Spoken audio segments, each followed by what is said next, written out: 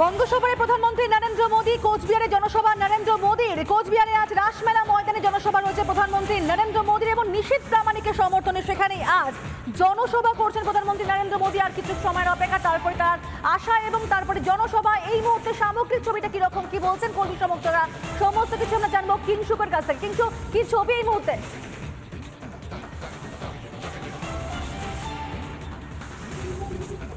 দেখো, তোমাকে প্রথমেই বলি যে আমি এই মুহূর্তে কিছুটা উঁচুতে দাঁড়িয়ে আছি। আমি তোমায় সবার আগে যে ছবিটা দেখাবো জনসভায় জনসমুদ্র, আমি বলবো এই যে রাসমেলার মাঠ, আমি যদি একটু কোনা করি তুমি দেখতে পাচ্ছ লোকজন ঢুকতে শুরু করেছে।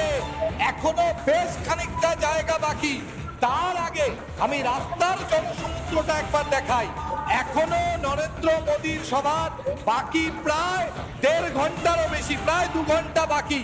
তার আগেই রাসমেলা মাঠের যে টেন্ট তা কিন্তু কানায় কানায় পূর্ণ, এবং যে পরিমাণ মানুষ আসছে এখনো রাস্তা দিয়ে, তাতে আদৌ এই রাসমেলার মাঠে জায়গা দেওয়া সম্ভব কিনা তা নিয়ে বিরাট প্রশ্ন। আমি তোমার ছবিটা একবার দেখাই।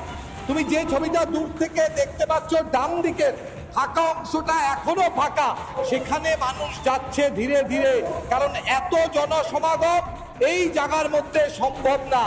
যে পরিমাণ মানুষ এখনো আসছে তাতে কোনো অবস্থাতেই এই মাঠের কোনো জায়গায় তিল ধারণের জায়গা হবে না বলেই মনে করা হচ্ছে।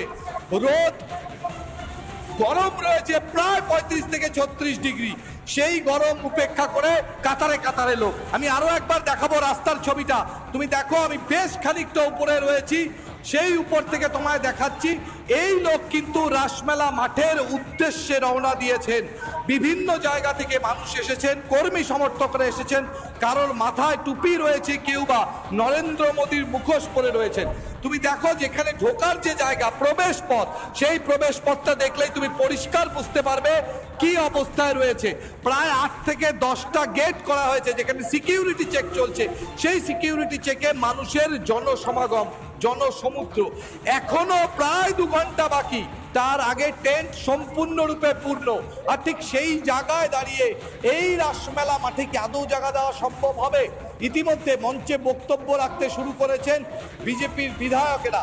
কিছুক্ষণের মধ্যে হয়তো মন্ত্রীও এসে পৌঁছবেন। এই অবস্থায় দাঁড়িয়ে মমতা বন্দ্যোপাধ্যায়ের সভা শেষ হয়েছে মাথাভাঙা, এবং তারপর নরেন্দ্র মোদীর সভা। কোচবিহারের যে মূল বিষয়গুলো, সেই বিষয়গুলো আরো একবার উত্থাপন করবেন দেশের প্রধানমন্ত্রী, সেই আশায় বুক বেঁধেছে। কি বিষয়? একদিকে বারংবার ভোট আসলেই সন্ত্রাস, সন্ত্রাস, সন্ত্রাস, সন্ত্রাস যেন পিছু ছাড়ছে না। দ্বিতীয় পক্ষে জোর দখল করে ভোট লুটের অভিযোগ। এর পাশাপাশি মানুষের সুরক্ষা, এবং সবচেয়ে গুরুত্বপূর্ণ যে জায়গা এসসিসি, অর্থাৎ এই যে কোচবিহার লোকসভা আসন, সেই লোকসভা আসনে প্রায় 50%-এরও বেশি এসসি সম্প্রদায়ের মানুষ, যার মধ্যে 30%-এর বেশি রাজবংশী মানুষ। আজ কিন্তু রাজবংশী মানুষেরা সেই মোদীর সভায় এসছেন। কি বার্তা দেন, কার দিকে থাকবে এরা, তার দিকেই নজর। আরো একবার ছবিটা দেখাবো, যে এখনো মঞ্চের যে সামনে টেন্ট, যে টেন্ট, সেই টেন্ট কানায় কানায় পূর্ণ। এবার পাশে যে জায়গাগুলো রয়েছে, যেহেতু রোদ রয়েছে, সেই জায়গাগুলো কানায় কানায় ভর্তি হবে। কেন না, যে বিপুল পরিমাণ জনসমাগম হচ্ছে। সমস্ত যে মানুষজন রয়েছে, কর্মী সমর্থক রয়েছে, তারা কাতারে কাতারে ভিড় করছেন রাসমেলা মাঠের উদ্দেশ্যে। একেবারে সেই ছবি তোমার মাধ্যমে দেখতে পাচ্ছি আমরা। কিংশুকের আগে আমরা দেখেছিলাম মার্চে এর রাজ্যে আরামবাগ, কৃষ্ণনগর, একই সঙ্গে বারাসাত এবং শিলিগুড়িতে সভা করে গিয়েছেন প্রধানমন্ত্রী নরেন্দ্র মোদী। তবে লোকসভা ভোটে নির্ঘণ্ট ঘোষণার পরই কিন্তু আজ প্রথম রাজ্যে আসছেন মোদী, এবং কি ভোকাল টনিক তিনি দেন তার অপেক্ষা রয়েছে কর্মী সমর্থকরা। নজর থাকবে সেদিকে। ধন্যবাদ।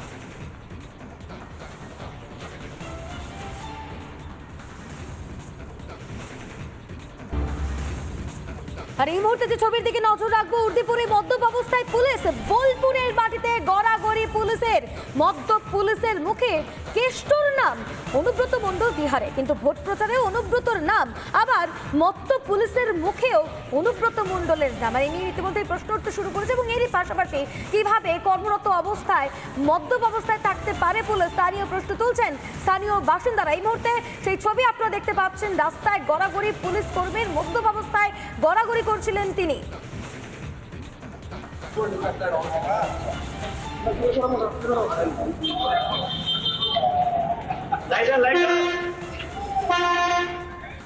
কি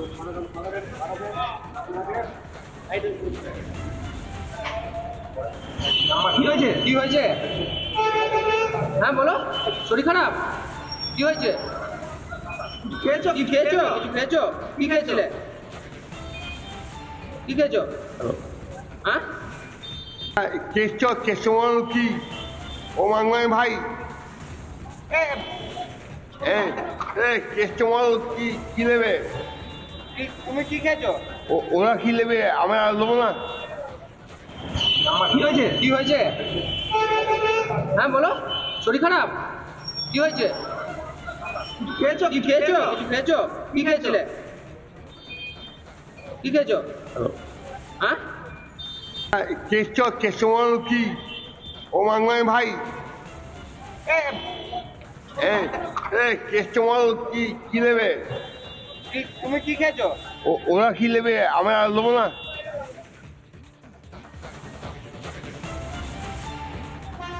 মদ্যপ পুলিশের মুখেও কৃষ্ণমণ্ডলের নাম। এই মুহূর্তে সেই ছবি আমরা আপনাদের সামনে তুলে ধরলাম। বোলপুরে উর্দেপুরে মদ্যপ পুলিশ রাস্তায় গড়াগড়ি খেতে দেখা গেল পুলিশকে। পরে বোলপুর থানার পুলিশ উদ্ধার করে নিয়ে যায় ওই মদ্যপ পুলিশ অফিসারকে।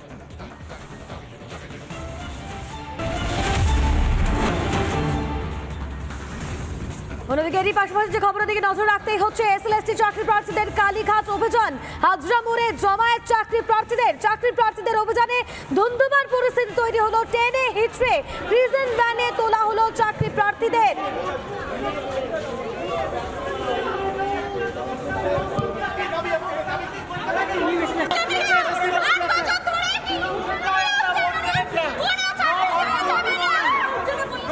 কেউ নয়